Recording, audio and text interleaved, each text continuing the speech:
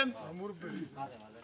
বাংলাদেশ জাতীয়তাবাদী দল বিএনপি ঐতিহ্যবাহী ৭ নং মকতুলা ইউনিয়নের গত 23 মে রোজ শুক্রবার ইউনিয়ন বিএনপির কর্মী সম্মেলন সফল হওয়ায় আমি মকতুলা ইউনিয়ন বিএনপির সভাপতি প্রার্থী হিসেবে আপনাদেরকে নিয়ে সেই মিটিংয়ে অ্যাটেন্ড করেছিলাম।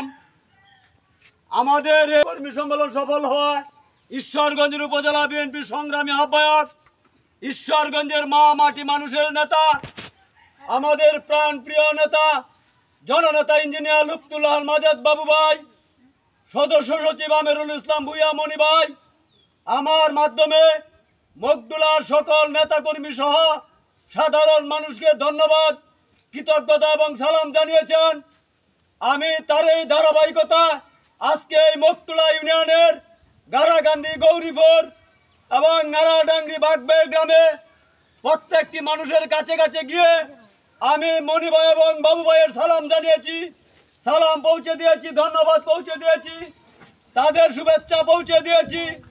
আমি ব্যক্তিগতভাবে মকতুলা ইউনিয়ন বিএনপি সভাপতির প্রার্থী হিসেবে এই গারাকান্দি, গৌরীপুর গ্রাম এবং নারাডাঙ্গি বাগবের গ্রাম হইতে শত শত নেতা কর্মী আমার মিটিংয়ে গিয়েছিল, আমার পক্ষে অবস্থান করেছিল, তাদের নিজের টাকা খরচ করে আমার পক্ষে গিয়েছিল। তাই আমি মকতুলা ইউনিয়ন বিএনপি সভাপতির প্রার্থী হিসেবে আমি এলাকার জনগণের কাছে ব্যক্তিগতভাবে আমি কৃতজ্ঞ।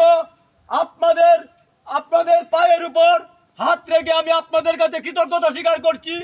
এই জন্যই সকল মানুষ, আপনারা সেদিন আমার মিছিলে অ্যাটেন্ড করেছিলেন, অনেকের সাথে আমি সাক্ষাৎ করতে পারছিলাম না এবং আমাদের সেই কর্মী সম্মেলনে দাওয়াত দিতে ভুলে গেছিলাম, সময়ের স্বল্পতার জন্য আসতে পারি নাই।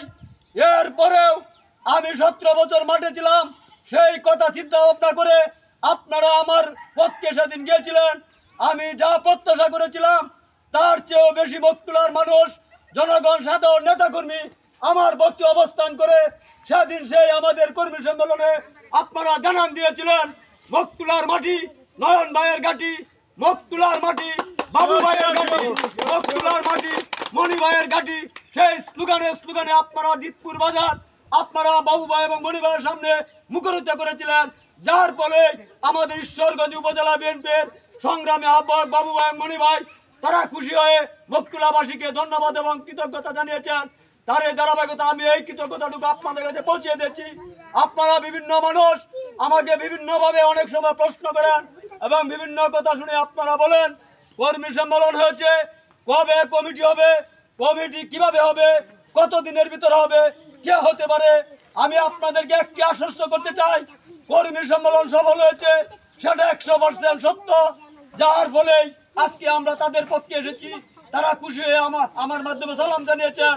বাবু ভাই মনি ভাই একজন দূরদর্শীর মানুষ, তারা তীক্ষ্ণ বুদ্ধির মানুষ, তারা বাস্তবে বিশ্বাসী, তারা বাস্তবে যা ঘটে তাতে বিশ্বাসী, তারা কৃতজ্ঞতা বোধ তাদের মাঝে 1000% রয়েছে। 17 বছর আমি মাঠে ছিলাম, আপনারা জানেন মকতুলার মধ্যে সর্বোচ্চ নির্যাতিত ব্যক্তি আমি। সেই দল করতে গিয়ে বারবার জেলে গিয়েছি, বারবার হামলার সম্মুখীন হয়েছি, বারবার সেই ফেসিবাদের দূষকদের হাতে আমি মার খেয়েছি।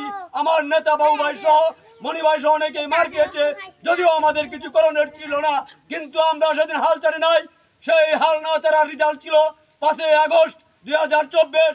সেই স্বৈরাচার তার অত্যাচার নির্যাতনে যখন তিনি চরম সীমায় পৌঁছে গিয়েছিলেন, সীমা লঙ্ঘন করেছিলেন, তখনই তিনি বাংলার মাটি হতে পালিয়ে যেতে বাধ্য হয়েছিল, ক্ষমতা ছাড়তে বাধ্য হয়েছিল।